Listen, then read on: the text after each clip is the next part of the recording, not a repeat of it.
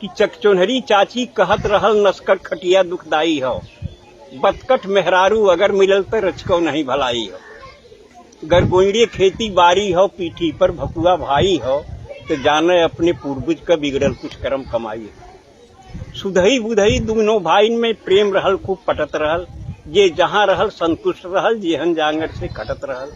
लेकिन देवरान जेठानिन में दोनों में नाही बनत रहल, बिस्कुट बानी हर समय रहले, आए दिन झगड़ा ठनत रहल। जन्म जन्म के दुश्मन इस दोनों जन आँखी में खटकें, उन्हें देख चौका पटकें तो उन्हें देख बेलना झटकें। सुख दुख के बांटब दूर भयल, बोलब चालब भी विष होइया, मुँह झोरा ऐसा लटकाई लिहिन रुख दोनों के 36 होइया।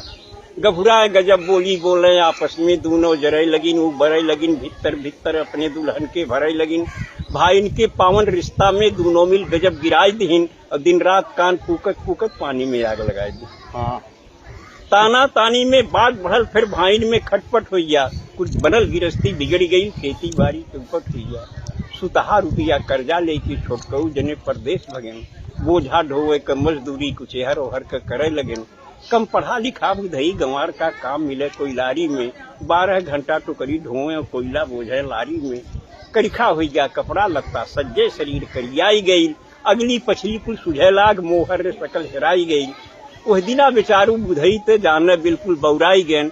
रचना तब की है जब मोबाइल नहीं था। जी जी। वह दिना बेचारू बुधई ते जानने बिल्कुल बौराई गैन, जब दुई दुई बैरन चिट्ठी एक कई दिन घर से पाई गैन। तो पहली चिट्ठी मेहरारू के पहली भेजा था, वो पहली चिट्ठी मेहरारू के, दूसरी माई के हाथे से। देखिए कविता के संस्कार को संभालने के लिए इसमें थोड़ा परिवर्तन किया है, जबकि परिस्थितियां बदल गई हैं।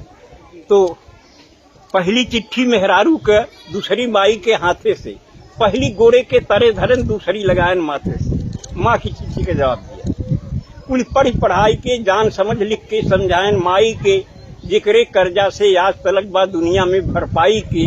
लिखता है कि प्रणाम हजारन बार कहीं तोहरे चरणन में हे मैया, जुग जुगती दुगनो चुक जाई तोहरे वर्णन में हे मैया। विज्ञान बढ़ल बा यह युग में कुछ नई नई अजगुत के, धरती का मनई कल पुर्जा से चांद तलक पहुंचाई दे, पर लाल लहू के श्वेत दूध अभी तक नहीं बना सका। विज्ञान और टेक्नोलॉजी नहीं पाई, पर लाल लहू के श्वेत दूध अभी तक नहीं बना सका। माई के कारिस्तानी से विज्ञान न आगे जा सका। तो माई रे तोरे असीसन से जांगर जिंदगी भरपूर रही, प्रफुल्लित रहब रन में बन में दुख और दरिद्र दूर रही।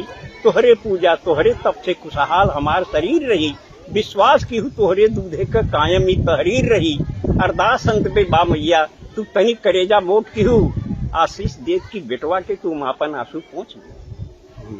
फिर दूसरी बात जिसके लिए पूरी बात कही गई है कि फिर मेहरारू के लिखें, फिर मेहरारू के लिखें तो के चाही गहना सोना चानी, कंघी दर्पण चोटी चप्पल चोली चौकस चूनर धानी। पाती से पता लगल हमके ते हमरे बिना उदास है, ना खात है दाना पानी ते हरदम गारत आंस है। तो सीता हरण सुने होगी पंडित से कथा रामायण में, बिरहा चैता कजरी सोहर सावनी लावनी गायन में।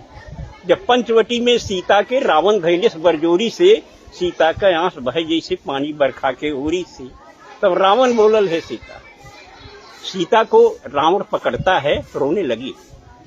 रावण ने कहा रो रही हो सीते, दशरथ के भंडार में बड़ा सोना चांदी था, जनक के पास भी सोने चांदी की कोई कमी नहीं थी, लेकिन तुम्हारी पति के प्रति निष्ठा अविचल थी, अटल निष्ठा थी, इसलिए तुमने सोने चांदी की तरफ देखा नहीं, राम के साथ चली आई।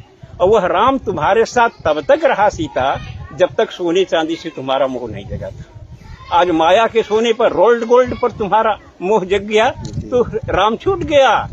और जब सोने का ही सवाल अहम है तो चल लंका जहाँ सोना ही सोना है। कौन सी गलती किया था? जब पंचवटी में सीता के रावण धैलेस बरजोरी से, सीता का आंस बहे जैसे पानी बरखा के ओरी से। तब रावण बोलल है सीता, जब भयल राम बनवास रहल, दशरथ के महल अटारिन में सोनन का हास विलास रहल, लेकिन ना मोह भयल तोहके तब राज और राजधानी पर, तू लात मार के चली आऊ दशरथ के सोना चानी पर। तब पति का प्रेम मिलल सच्चा, कंडीशन थी। तब पति का प्रेम मिलल सच्चा, विश्वास राम में बना रहा, सोना का सूरत दूर रहल, विश्वास पति में घना रहा।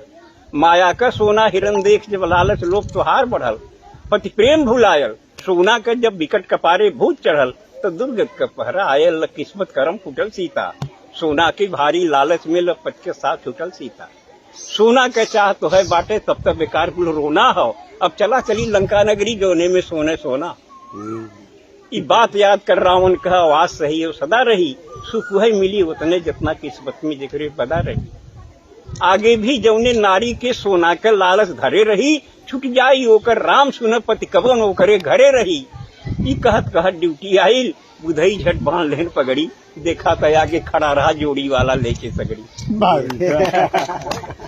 अब जी वही